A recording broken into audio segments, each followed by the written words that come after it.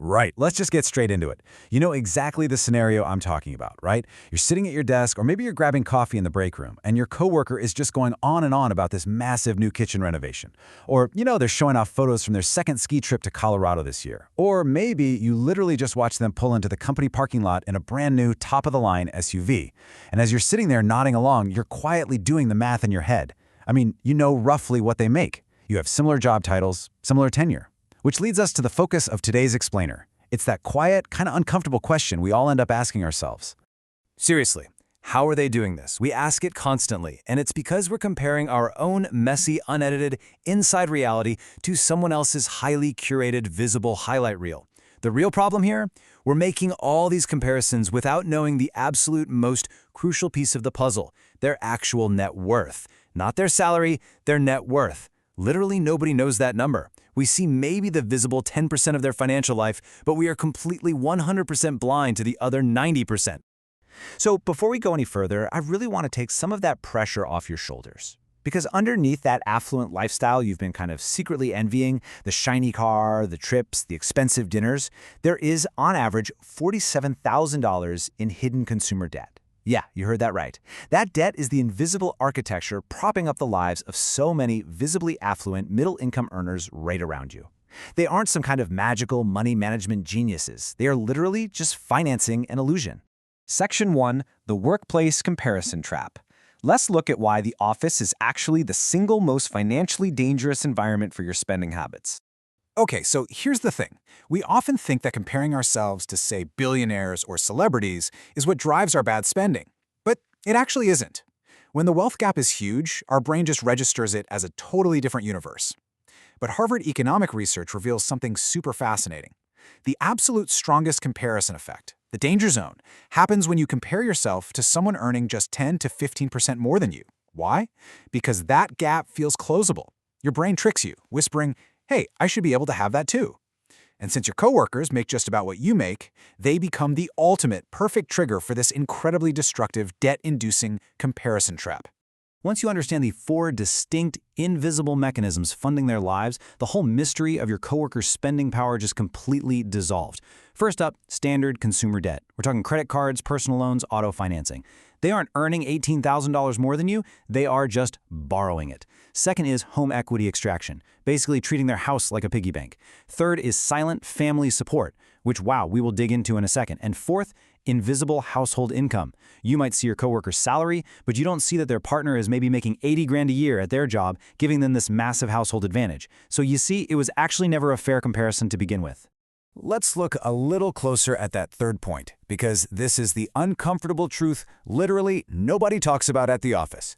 According to Pew Research, over a third, 34%, of adults between 25 and 45 receive silent financial support from their parents. Think about that. We're talking about cell phone bills being quietly covered, car insurance getting paid, or suddenly, boom, tens of thousands of dollars appearing out of nowhere for a house down payment.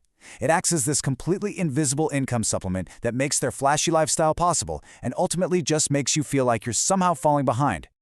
And then, oh man, there's the modern trap of consumer debt. Buy, now pay later. It was specifically engineered to be psychologically invisible to us. A report from the Consumer Financial Protection Bureau found that the average buy now pay later user has 4.2 active loans running simultaneously. That means a $200 jacket, an $800 couch, and a $150 skincare routine are all just running on these concurrent, invisible, bite-sized payment plans. It creates the total appearance of a lifestyle that their actual income simply cannot support. Now, let's talk about that massive home renovation your coworker just will not stop bringing up. A lot of times, that's funded by a HELOC, a home equity line of credit. Basically, this is borrowing against the appreciated value of a home to fund everyday lifestyle expenses. Federal Reserve data shows the average active HELOC balance is sitting roughly at $42,000, so they are effectively treating their biggest, most important asset like an ATM. They're draining their future wealth just to look wealthy today. I mean, sure, it feels like accessing money that was already there, but let's be real, it's really just massive hidden debt. Which brings us to Section 2, the math of the debt-funded lifestyle.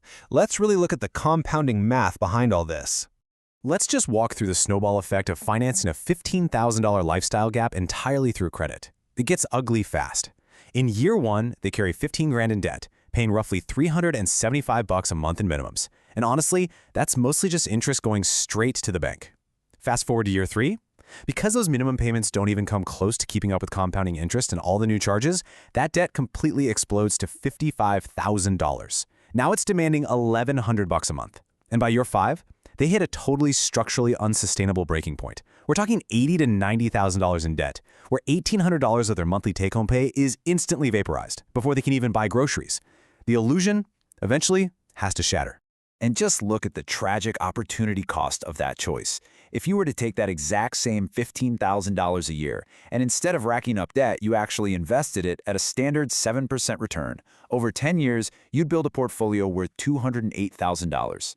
Meanwhile, your coworker is sitting on $80,000 of negative net worth. From the outside, sure, they look like they were winning, but the actual total wealth gap between the two of you in just a single decade, it is nearly $290,000. Section 3. The cost of keeping up. We're talking about a deep, evolutionary trap here, because logically knowing they're in debt doesn't always stop us from feeling jealous. So why is that? Well, it actually comes down to deep evolutionary psychology. Our brains are basically hardwired to constantly run these little status assessments just to ensure our survival in the group. Get a load of this fascinating Canadian lottery study. Economists found that when a household won the lottery, their neighbors, who literally won absolutely nothing, went out and increased their own consumer spending and debt within 12 months. Not because they suddenly needed anything new, but purely because the reference point in their environment shifted. When we see someone nearby elevate their status, our internal alarms just fire off. It automatically triggers unnecessary, comparison-driven spending just to close a gap that, frankly, didn't even need closing in the first place. So the really crucial takeaway here is that this psychological trap comes with a devastating real-world price tag. Behavioral economists suggest that middle-income earners blow anywhere from $200 to $400 a month purely on comparison-driven spending. If you take just $300 a month of that, the slightly nicer trim on the car, or that forced Instagram-worthy vacation, and you invest it instead for 30 years, it would be worth $365,000.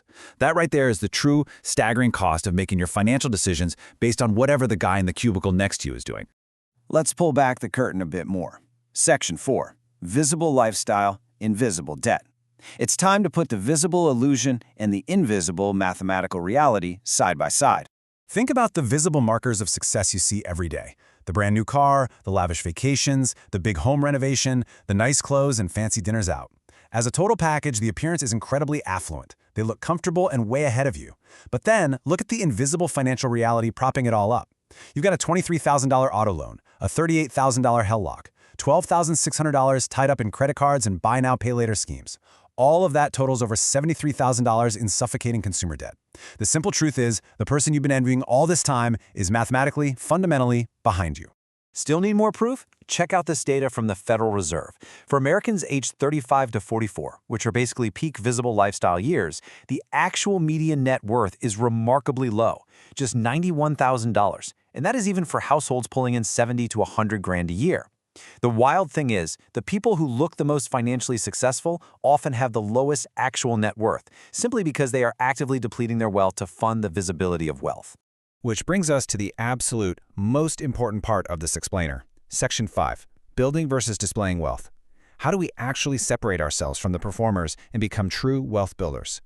All right, here is your actionable framework. We call it the Builder's Blueprint, and it comes down to 3 absolutely crucial steps. First, you have to track your net worth monthly. Second, you need to force yourself to make a conscious build versus display decision before every single major purchase. Stop and ask yourself, am I buying this because I genuinely want it, or just because someone nearby made me feel behind? And third, focus on increasing your income specifically to widen the gap between what you earn and what you spend so you can channel that difference directly into real investments.